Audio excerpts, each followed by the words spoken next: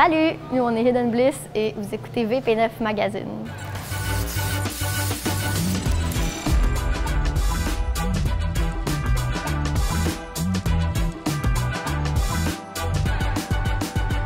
Aujourd'hui, à VP9, le groupe de musique Hidden Bliss était en spectacle à Ninkasi. De plus, Stacy visite le jardin communautaire de Donnacona. Bienvenue à votre VP9 Magazine.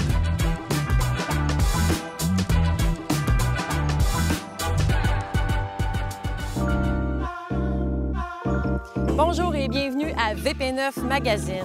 Ici Stacy Ann Murray et aujourd'hui, je suis dans les jardins communautaires de Donnacona.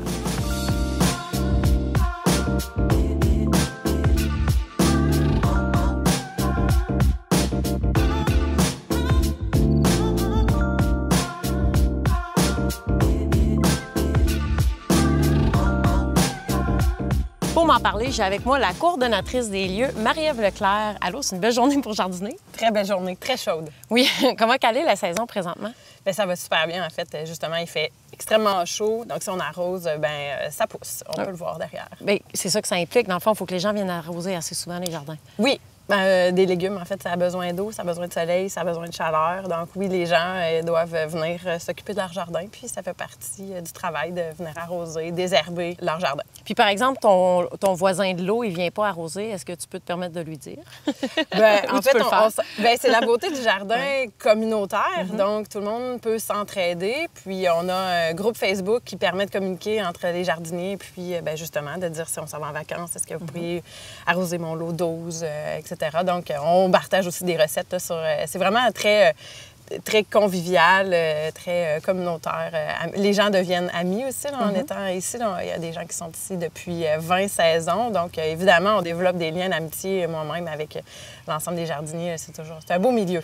J'imagine qu'on peut aussi partager, par exemple, j'ai trop de tomates, moi j'ai trop de zucchini. Est-ce qu'on se fait un échange de légumes? Absolument. Des partages, des échanges de fèves, trop de laitue, trop de courgettes ou quand les courgettes deviennent trop grosses.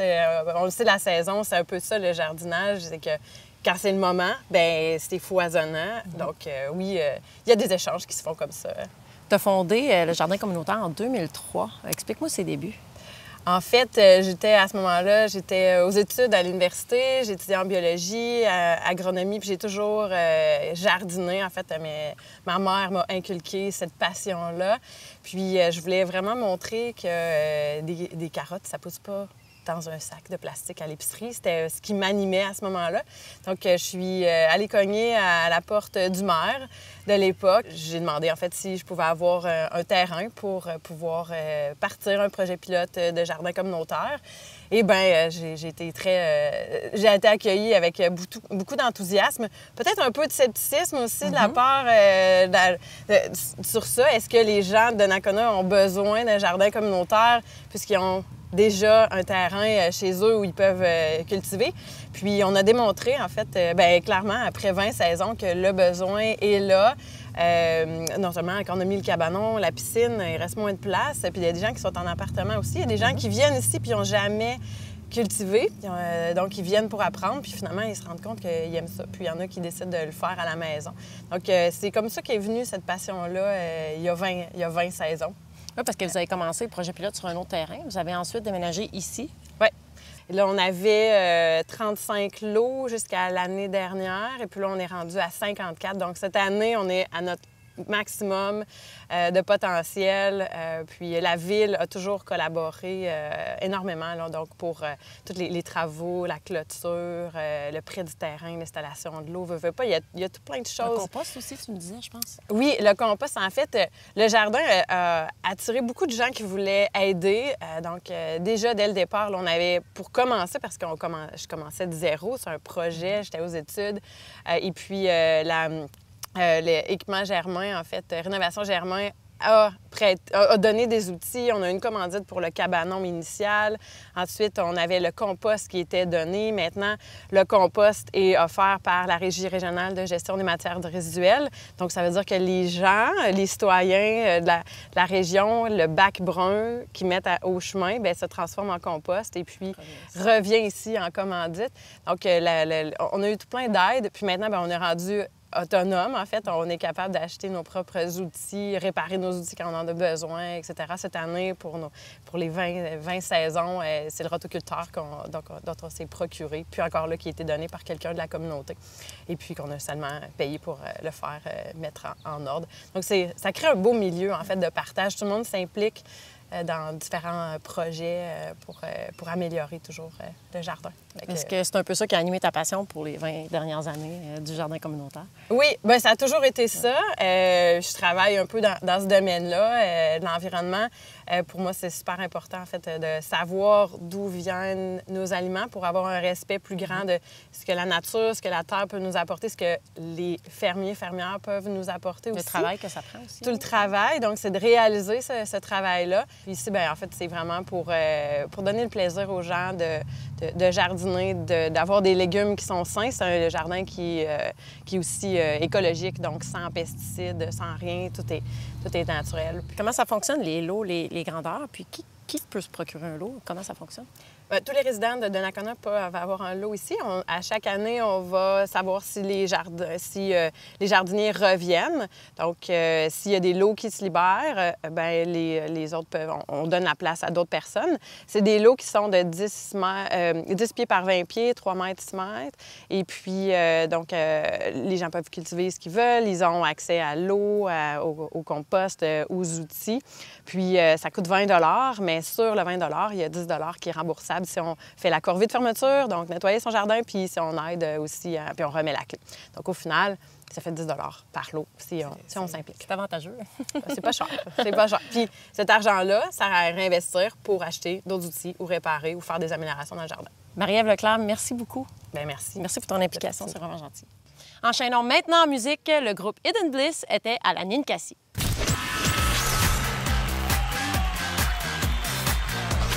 Ce soir, je rencontre le groupe Hidden Bliss. Salut la gang! Salut! Salut! Est-ce que c'est votre première fois au Ninkasi? Oui. Pour jouer, oui, pour jouer. Vous avez récemment joué à l'Anti. Comment c'était? Ah, ça s'est super bien passé. Puis en plus, on a joué avec un groupe, le groupe Hipshot, dans le fond, avec qui on jouait. Ça fait comme une couple de fois qu'on joue avec eux. Puis c'est le fun parce que c'est une fille aussi qui chante. Puis c'est vraiment un bon match entre ces deux bandes-là, je trouve.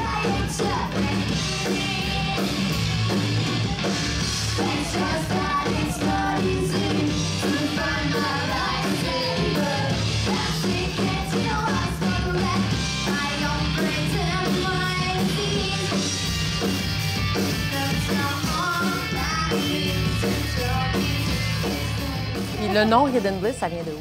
Tout bonnement, il m'est venu l'idée, tu sais, bliss. Tu sais, c'est comme une frénésie, tu sais, un petit bonheur caché. Puis c'est ça, c'est juste chaque personne, je pense, ont leur raison, tu sais, de se lever le matin puis tout ça. Puis pour certaines personnes, il va être caché. Pour d'autres personnes, ça va être la musique. Pour d'autres personnes, ça peut être d'écrire.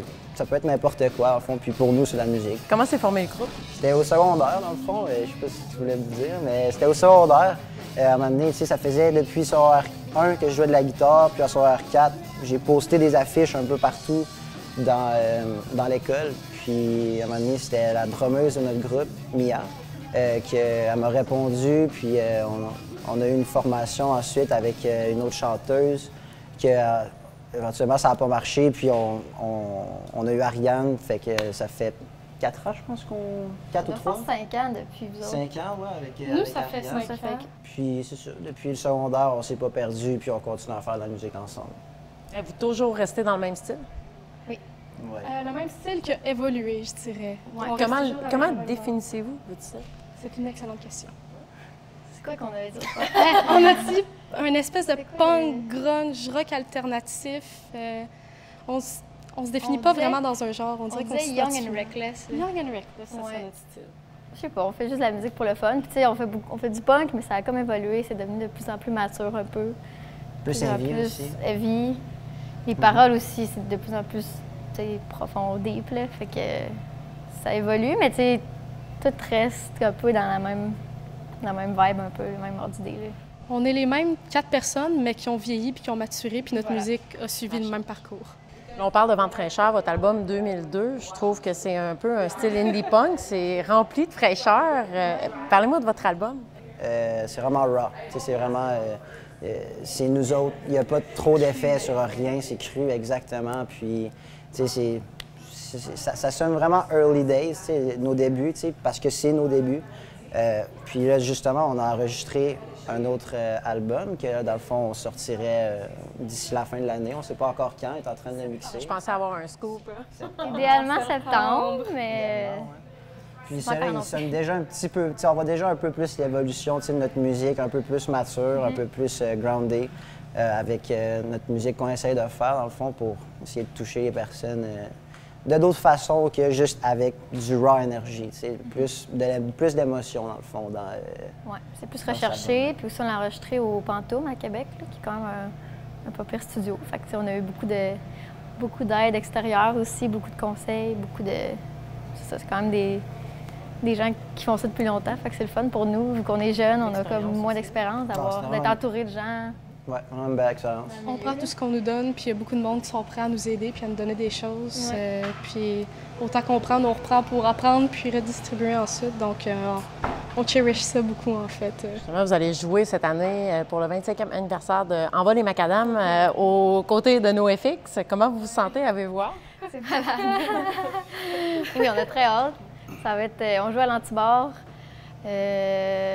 Puis, ouais, ça va être vraiment malade. Je ne sais pas de quoi qu'on pensait faire aussitôt dans notre carrière, mettons. Hein. Mais... Est-ce qu'on se prépare de la même façon pour un festival qu'un show comme ce soir?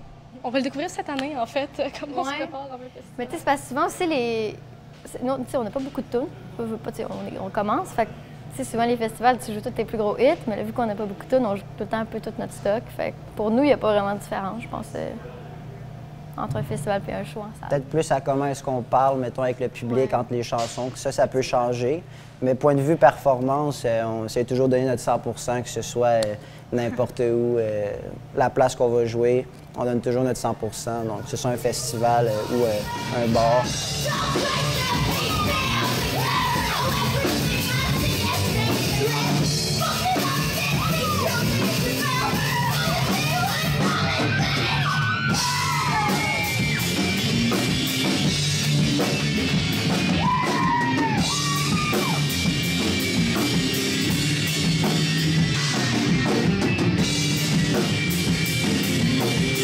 Commencer de tenir le flambeau du punk quand le punk devient un peu rarissime au Québec? C'est vraiment le fun. On aime ça parce que même si c'est plus ce qui est populaire, c'est plus comme sur les réseaux sociaux le plus là, il y a quand même beaucoup, surtout à Québec, là, il y a une grosse scène punk à Québec, puis il y a beaucoup de gens qui sont intéressés par les bands émergents. Puis, tu sais, on l'a vu quand on est allé au mois de mai au Pizza Fest, là, c'était à Montréal, au Foufoune électrique, c'était juste du monde qui tripe sur le punk. Puis c'était quand même, c'était tous des bands émergents, beaucoup, là. Mais c'est vrai que c'est moins ce qui est mis de l'avant ces temps-ci, là. D'ailleurs, c'est une bonne question, là. Mais c'est vrai que c'est moins ce qui est mis de l'avant, de nos jours, aujourd'hui. Puis nous, on essaye juste de faire ce qu'on aime faire, c'est-à-dire donner de l'énergie. Puis de l'énergie, ça se passe un peu moins bien des fois dans le pop ou dans d'autres styles ou country. C'est juste d'autres styles qui matchent moins avec nous. Dans le fond, nous, vraiment, ce qui marche mieux, c'est le rock, c'est le punk, c'est... Faire bouger les gens. Faire bouger les gens, exactement, puis bouger avec eux aussi.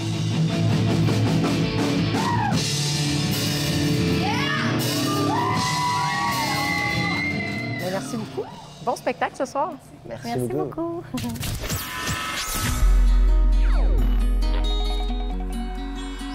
C'est ce qui termine l'émission. N'oubliez pas de nous suivre sur nos réseaux sociaux pour du contenu exclusif. C'était Stacey Anne Murray pour votre VP9 Magazine.